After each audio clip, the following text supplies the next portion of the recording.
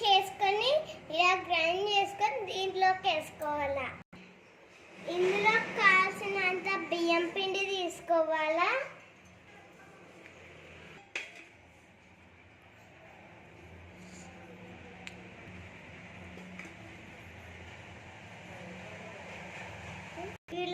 వీటన్నింటిని మిక్స్ చేసుకోవాలి.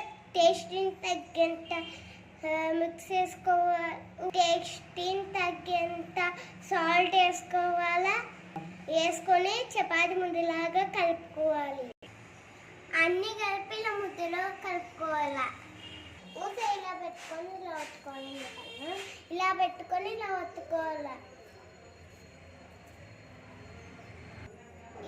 రొట్టెగా పెద్దగా వేసుకోవాలి.